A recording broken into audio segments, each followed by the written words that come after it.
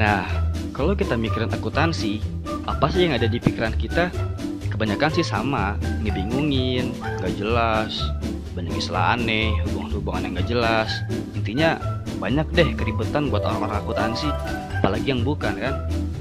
Sebetulnya ada beberapa hal yang paling penting yang harus kita tahu supaya kita ngerti akuntansi. Padahal nih, kalau normalnya kan kita harus ngafalin jurnal, buku besar, pembukuan, yang apalah itu semua, pokoknya ribet lah. Padahal ada formula rahasia yang bisa ngebuat kita nggak perlu ngafalin itu semua. Yang dengan formula ini, kita bisa lebih gampang dalam mempelajari akuntansi. Nah, sekarang kita bahas satu persatu. Ini salah satu yang paling penting sih, counting equation. Atau dalam bahasa Indonesianya, biasa disebut persamaan akuntansi. Pasti banyak yang nanya, persamaan akuntansi, gitu doang ya? Bukannya itu yang harta sama dengan utang plus modal? Lupain dulu, soalnya itu nggak sesimpel itu guys. Ini adalah dasar dari akuntansi. Intinya, akuntansi itu dalam memahaminya, kita wajib tahu dua hal nih. Yang pertama, perusahaan punya apa aja. Yang kedua, perusahaan dapat uangnya dari mana tuh untuk itu semua. Sebelum ribet-ribet ke perusahaan, kita kasih contoh nih yang lebih simpel. Oke, misal contohnya adalah yang gampang diingat, Raffi Ahmad. Kita ibaratkan Raffi Ahmad ini sebuah perusahaan. Nah, kita tanya nih ke Raffi Ahmad, dia punya apa aja? Lalu berikutnya Raffi Ahmad itu dapat duitnya dari mana tuh buat semuanya? Ternyata yang pertama Raffi Ahmad punya sapi. Dapat dari mana tuh duitnya? Oh, ternyata dia pakai tabungan sendiri dia. Dia ngambil di ATM. Berikutnya Raffi Ahmad punya bakso. Oh, ternyata dia nggak punya duit. Dia ngutang ke pedagang bakso. Lalu berikutnya dia punya burger. Nah, dia ngutang dulu tapi ke pedagang burger. Intinya, akuntansi adalah masalah pertanggungjawaban. Kamu punya apa? Kamu dapat duitnya dari mana? Begitu juga sebaliknya.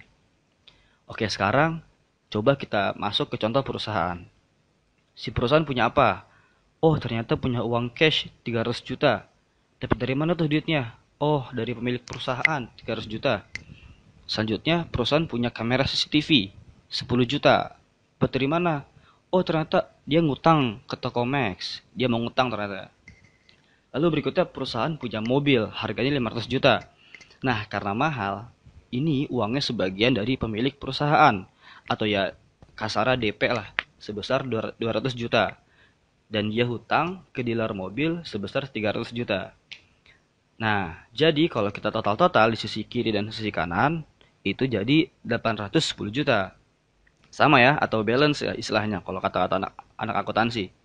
Jadi semua bisa dipertanggungjawabkan.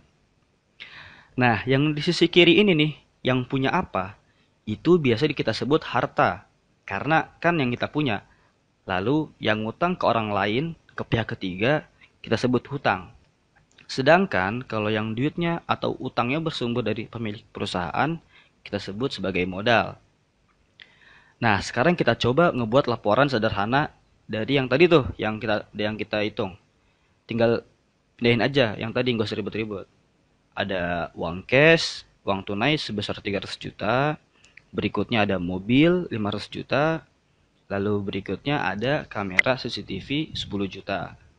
Kalau kita total-total, kan jadi yang tadi udah kita hitung ya, 810 juta. Sedangkan kalau hutang ada ke toko Max tadi 10 juta, sama ke dealer mobil 300 juta. Berarti total hutang keseluruhannya ada 310 juta. Nah, sedangkan untuk modal tadi kan totalnya ada 500 juta. Nah, balance kan kiri kanannya udah sama.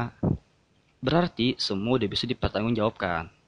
Ini adalah dasar dari akuntansi yang kita harus ngerti.